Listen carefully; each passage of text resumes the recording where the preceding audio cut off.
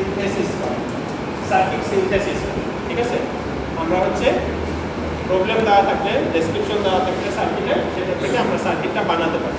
এটা হচ্ছে সিনথেসিস করা, 6টা স্টেপ দিয়ে সার্কিট স্টেট ডায়াগ্রাম থেকে হচ্ছে লাস্ট সার্কিট। আবার অনেক সময় আমাদের রিয়েল লাইফে প্রবলেমটা দেওয়া নেই, ট্রাবল শুট করতে, ঠিক আছে। অর্থাৎ তোমাকে একটা পিসিবি ধরাই দিল, বললো যে এই সার্কিটটা ঠিকঠাক মতো কাজ করতেছে না, এই ইনপুট কম্বিনেশনে কাজ করে, এই ইনপুট কম্বিনেশনে কাজ করে, তোমার কাজ হচ্ছে এটা ফিক্স।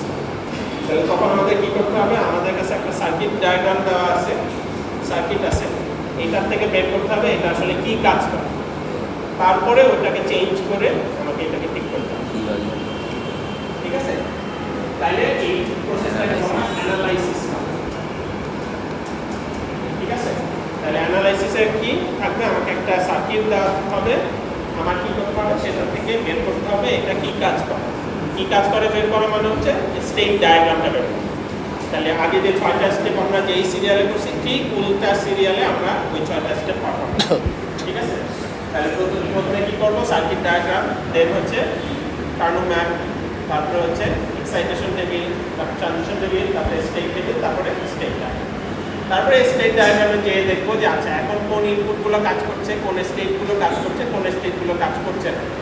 তারপরে সেগুলোকে ওখান থেকে বাদ দিয়ে আবার এটাকে রিড্র করবো, রিড্র করে তোমাদেরকে বলছিলাম না নারায়ণগঞ্জে একটা ইয়াতে গেছিলাম, ওই যে পাওয়ার, ওখানে একটা ফ্লিপ ফ্লপ আর কি, ঠিক আছে। তো ডিবাগ করছে, দেখালো বড় ফ্লিপ ফ্লপ সহ একটা কন্ট্রোল ইউনিট, এখানে এটা কাজ, তখন আমাদের এই কাজটা করবো।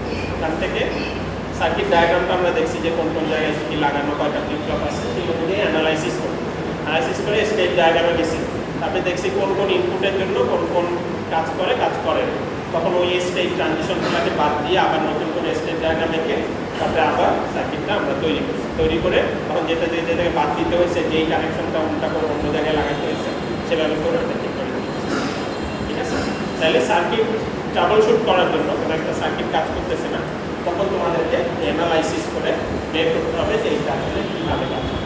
স্যার নারায়ণগঞ্জে কী কাজ ছিল ফ্লিপফ্লপগুলোর, মানে ওটা কী জন্য ব্যবহার হচ্ছে ফ্লিপফ্লপগুলো? ওখানে ওই কন্ট্রোল ইউনিট থাকে না ওদের, যে মানে পাওয়ার জেনারেশন প্ল্যান্টগুলোতে কখন কোনটা অন অফ করতে হবে, ঠিক আছে। অনেক সময় বেশি পাওয়ার জেনারেট হয়ে যায়, কম পাওয়ার জেনারেট হয়ে যায়, তো ওই জন্য ওগুলোকে অন অফ করা, ওই জন্য একটা কন্ট্রোল ইউনিট আছে, ঠিক আছে। জেনারেটরগুলো থাকে না, ওগুলোর কন্ট্রোল। তো এই তাইলে আজকে আমরা হচ্ছে একটা সার্কিট ডায়াগ্রাম দিয়ে শুরু করি। পরীক্ষা থাকলে পরীক্ষা একটা সার্কিট ডায়াগ্রাম দেওয়া থাকবে, সেখান থেকে আমরা হচ্ছে ওটা বের করব, স্টেট ডায়াগ্রাম বের করবো, স্টেট ডায়াগ্রাম বের করবো আর কি। হ্যাঁ, স্টেট ডায়াগ্রাম। স্টেট ডায়াগ্রামে তো আসলে কি কাজ করে সেটা, কি ইনপুট দিলে কি আউটপুট আসবে সেটা, ঠিক আছে। তাহলে আমাদের দুইটা ফ্লিপ ফ্লপ দেওয়া, একটা হচ্ছে একটা বাস ফ্লিপ ফ্লপ দেওয়া, একটা পিসিবি দেওয়া আছে। পিসিবি থেকে আমরা দেখে পিসিবিতে তো দেখা যায়, তাহলে আমি দেখলাম যে দুইটা ফ্লিপ ফ্লপের A1 এটা হচ্ছে A2 দুইটা ফ্লিপ ফ্লপ, আর এটার আউটপুট হচ্ছে Y1, এটা হচ্ছে Y1, এটা হচ্ছে Y2, এটা হচ্ছে Y2, ঠিক আছে। তাহলে এখন হচ্ছে এখানে অ্যান্ড করে এখানে অ্যান্ড এটা হচ্ছে X, তাহলে J1 এর ইনপুট আসছে হচ্ছে মানে সার্কিটে দেখে বের করলাম এই Y2 and X, এটা হচ্ছে J1। K1 এ দেওয়া আছে X বার, K1 এ দেওয়া আছে X বার, ঠিক আছে। K2 তে দেওয়া আছে X, K2 তে দেওয়া আছে X, K2 তে দেওয়া আছে একটা OR আছে, K2 তে OR করছে কাকে, X বার আর হচ্ছে Y2 বার, না সরি Y1 বারকে OR করছে তার সাথে X বারের সাথে OR, ঠিক আছে। তাহলে K1 এর ইনপুট এটা, K1 এর ইনপুট এটা, K2 এটা, K2 এটা, আর কি আর হচ্ছে ক্লক দিতে হবে, ঠিক আছে। ক্লক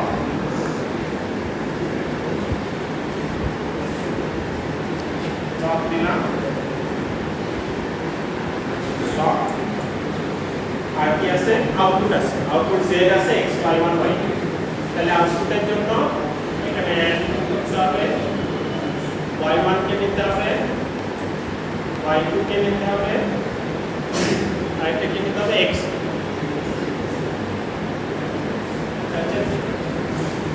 এই হচ্ছে আমার সার্কিট ডায়াগ্রাম। এই সার্কিট ডায়াগ্রামটা এই পরীক্ষায় আসছে, এখন এটাকে অ্যানালাইসিস করে বের করতে হবে এটা কি কাজ করে। তাহলে প্রথম কাজ কি? প্রথম কাজ কে ম্যাপ বানানো, কে ম্যাপ বানানো। কে ম্যাপের আউটপুট কি ছিল? ইকুয়েশন। ইকুয়েশন। তাহলে আগে এখান থেকে ইকুয়েশনগুলো বের করব, ঠিক আছে? তাহলে এখানে ইকুয়েশনগুলো কি? কয়টা ইকুয়েশন আমার এখানে? K2 K2 K1 K1 আর একটা হচ্ছে Z। সেট তাহলে J2 তে কি আছে? J2 তে কি আছে? X। K2 তে কি আছে? X bar or Y1 bar. K1 এ কি আছে? K1 A X and Y2, है ना? K1 এ কি আছে? X বার। Z এ কি আছে? X Y1 Y2, ঠিক আছে? X Y2 X K1 বার। তাহলে পরীক্ষা অনেক সময় সার্কিট ডায়াগ্রাম না দিয়ে এই শুধু ইকুয়েশনগুলো বলে দিতে পারে।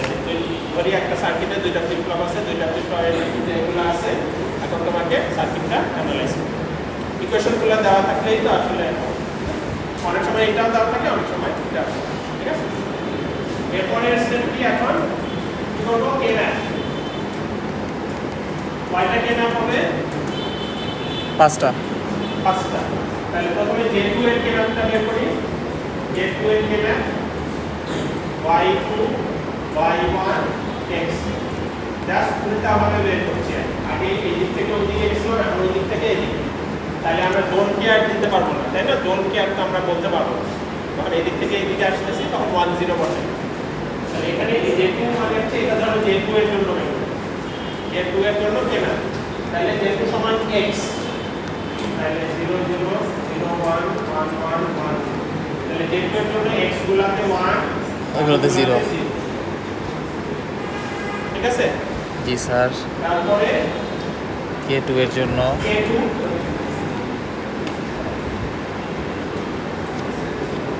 এদিকে X, এদিকে J2, sorry Y2 Y1 0 0 0 1 1 1 1 0 0 1। K2 কত? K2 হচ্ছে X bar or Y1 bar.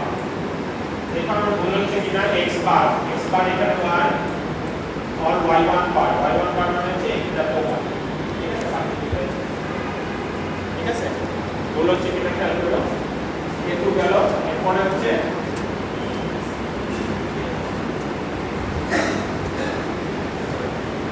X Y2 Y1 0 1 0 0 0 1 1 1 1 0।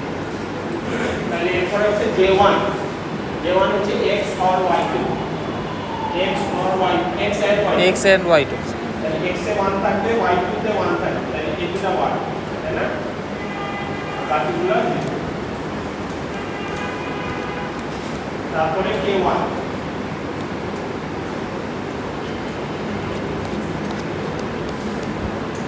X Y2 Y1 0 1 0 0 0 1 1 1 1। তাহলে K1 এর হচ্ছে X বার মানে হচ্ছে এগুলো 1 এগুলো এটা হচ্ছে K1। তারপর হচ্ছে আরেকটা Z X Y2 Y1 0 1 0 0 0 1 1 1 1। তাহলে এখানে হচ্ছে Z মানে হচ্ছে তিনটায় 1, তিনটায় 1 এখানে বাকিগুলো 0। ঠিক আছে? তাহলে এটা হচ্ছে Z, ঠিক আছে? তাহলে আমি কে ম্যাপগুলো পেয়ে গেছি। এরপরের স্টেপ কি? Excitation table. Excitation table.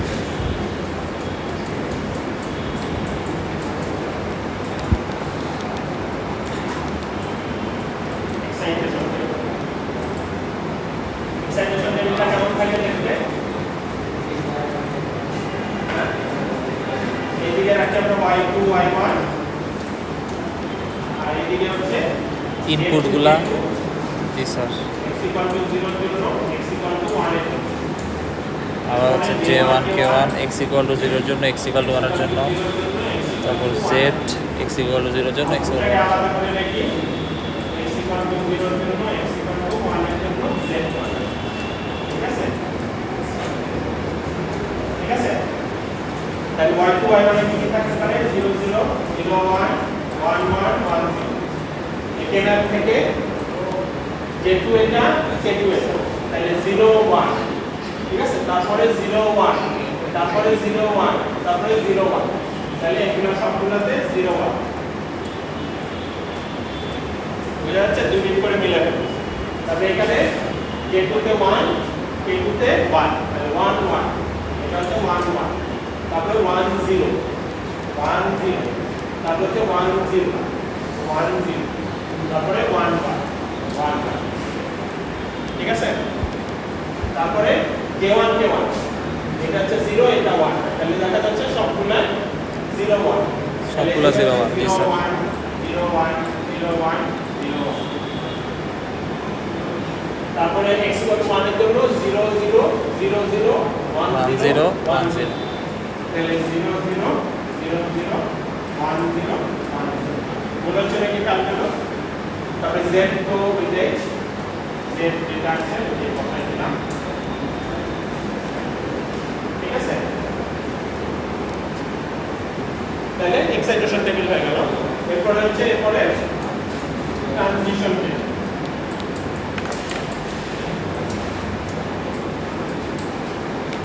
Transition table ঠিক আছে পরে হচ্ছে ট্রানজিশন টেবিল ট্রানজিশন টেবিল কিরকম হবে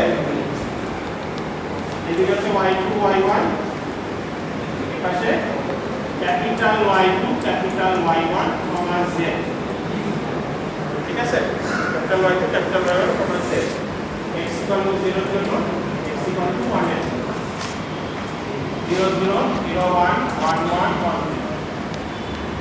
তাহলে এখন K2 K2 তে 0 0 1 দিচ্ছি তাহলে Y2 তে কি হবে রিসেট হবে রিসেট হবে 0 হবে তাহলে y2 তে 0 হবে তবে j1 কে 1 এ 0 1 দিচ্ছি y2 তে কি হবে y1 এ কি হবে 0 হবে তাহলে 0 আউটপুট কি আছে 0 তাহলে কমা আছে ঠিক আছে এটাও রিসেট এটাও রিসেট এটাও রিসেট এটাও রিসেট এটাও রিসেট সব তাহলে 0 0 0 0 0 0 আর এটা তো 0 আছে তাহলে 0 0 কমা 0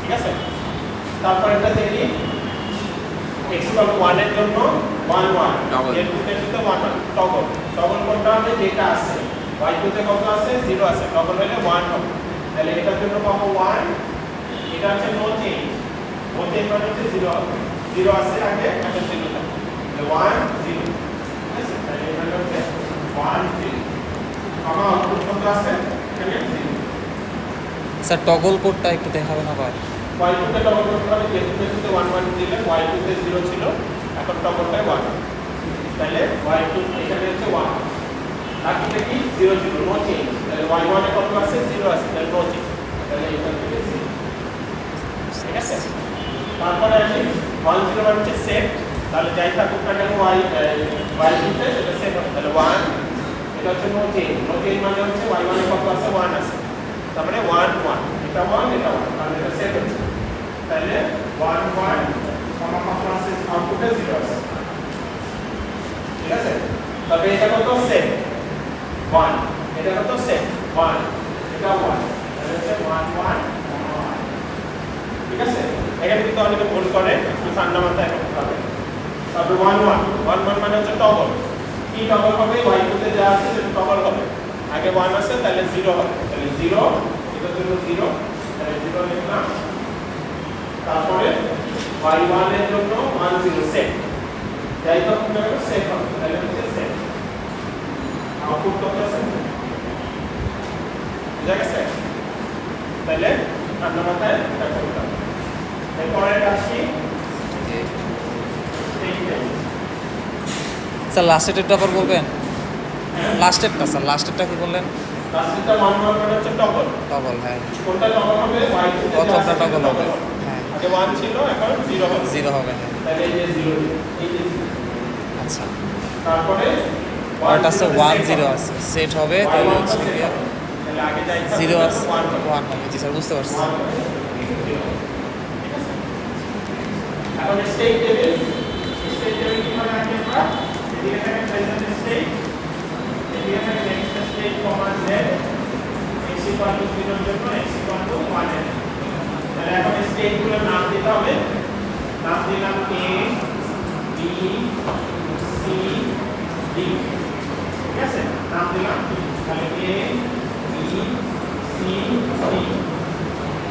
তাহলে x ইকুয়াল টু 0 0 কোথায় যাচ্ছে? 0 0 মানে a তে যাচ্ছে 0, তারপর 1 0 মানে হচ্ছে কোনটা? b তে যাচ্ছে 0, তাই b 0, তারপর b মানে হচ্ছে 0 1, b থেকে a তে যাচ্ছে আর c তে যাচ্ছে, a 0 c 0, তাহলে a 0 c 0।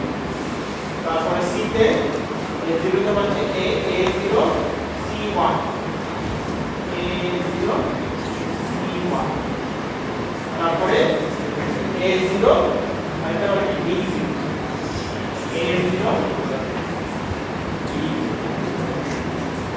ঠিক আছে? ঠিক আছে, তাহলে আমরা স্টেট টেবিল পাইলাম। এরপরে স্টেট কি? Set diagram. State diagram. তাহলে আমরা স্টেট ডায়াগ্রাম ড্র করি। স্টেট ডায়াগ্রাম, স্টেট ডায়াগ্রাম পাবে স্টেট চারটা, a b c d, একটা স্টেট নিলাম, ঠিক আছে? একটা স্টেট নিলাম। তাহলে a থেকে 0 দিলে x এ 0 আসবে, ইনপুট 0 দিলে আউটপুট 0 হবে, a তেই থাকবে। তাহলে 0 বাই 0, x এর মান আসলে b তে যাবে, আউটপুট কত দিবে? 0 দিবে। b তে 0 থাকলে 0 বাই 0, 1 আসলে c তে যাবে, 1 আসলে c তে যাবে, আউটপুট কত দিবে? 0। c তে 0 আসলে a তে যাবে, মূল হচ্ছে কি কাটলো? c তে 1 আসলে এদিকে থাকবে, b তে 0 আসলে a তে যাবে, আউটপুট দিকে 0, আর 1 আসলে b তে যাবে, ঠিক আছে? তাহলে স্টেট ডায়াগ্রাম পেয়ে গেলাম। এখন স্টেট ডায়াগ্রামে কোনো কিছু ভুল থাকলে আমরা সার্কিটে ইনপুট দিব, ইনপুট দিয়ে দেখব যে সবগুলো স্টেটের জন্য স্টেট ধরে নিচ্ছি কোনটা, ওইটার জন্য এই ট্রানজিশনগুলো দিচ্ছি, সেই ট্রানজিশনের জন্য ঠিক ইনপুট আসছে কিনা, যে স্টেটের জন্য সমস্যা আছে বা যে ট্রানজিশনের জন্য সমস্যা আছে সেগুলোকে বাদ দিয়ে আমরা আবার ডায়াগ্রামটা ড্র করবো নতুন করে, তারপরে ওখান থেকে আবার সার্কিট বানাবো। সার্কিট বানায় তখন দেখবো যে ওই ফাংশনগুলি খারাপ ইনপুটগুলো, খারাপ স্টেটগুলো বাদ দিয়ে আমরা সার্কিটে কি আপডেট করবো, ঠিক আছে? তারপরে ওই অনুযায়ী আমরা ওই কেবলগুলো খুলে ফেলবো বা ওই ফ্লিপফ্লপটা খুলে ফেলবো, খুলে ফেললে আমরা রিডিউস ফাংশনালিটি একটা সার্কিট পাবো। চাইলে আমি ফাংশনালিটি অ্যাডও করতে পারি, তবে আরেকটা স্টেটের বানালাম, মানে ওইটা আবার বানাই দিয়েছি স্যার, মানে হচ্ছে গা এখন আমি এটা মডিফাই করলাম, আবার বানানোর পরে আগের টুকে যতটুকু রাখা যায় আর কি। এক্স্যাক্টলি আগেরটা যতটুকু রাখবো রাখবো, এরপরে ধরো এখানে 1 দিলে এখানে না দিয়ে আমি আরেকটা স্টেটে নিয়ে যাই, ঠিক আছে? সেরকম করে মডিফাই করে এটা আবার, ঠিক আছে? ঠিক আছে, কিছু কারণে মিস করছি আমি। মানে ধরো আমি একটা ফাংশনকে চেঞ্জ করতে চাই, আগে 1 দিলে এখানে যাইতো, আগে 1 দিলে আমি বলি যে না এখানে যাবে অন্য জায়গায় যাবে, আর্টে সেট লাগবো। আরেকটা স্টেটে যাবে অথবা অন্য স্টেটে যাবে। 1 দিলে আমি এই কাজ যেটা এখন এই কাজ না করে ওই কাজ করবো, ঠিক আছে? তখন হচ্ছে ট্রানজিশন চেঞ্জ আবার পুরো ডিজাইন করবা, ডিজাইন করে দিলাম তো কমন পার্টটা চলে বসে কত রাখবা, তারপরে চেঞ্জ করবা। তার কোনো কোশ্চেন আছে? সো এরকম অ্যানালাইসিস আমাদের পরীক্ষা আসতে পারে। তো অ্যানালাইসিস যেহেতু সিনথেসিসের মতো জাস্ট সেই খালি উল্টা স্টেপ, সেটাতে এটা আমরা একটাই দেখি, ঠিক আছে? মানে এইটাই হচ্ছে অ্যানালাইসিস। বইতে আরো অন্যান্য এরপরে আমরা অন্যান্য সার্কিট দেখবো, সেটার ক্ষেত্রে অ্যানালাইসিসই আমরা দেখবো, সিনথেসিস সরি সিনথেসিসই দেখবো, অ্যানালাইসিস পরীক্ষা আসবে, ঠিক আছে? এটা আসলে জাস্ট ঠিক আছে, ঠিক আছে? মানে সিনথেসিস অ্যানালাইসিস একটা আসবে আর কি। হ্যাঁ সিনথেসিস তো আসবেই, অ্যানালাইসিস একটা আসবে। বুঝতে পারছি।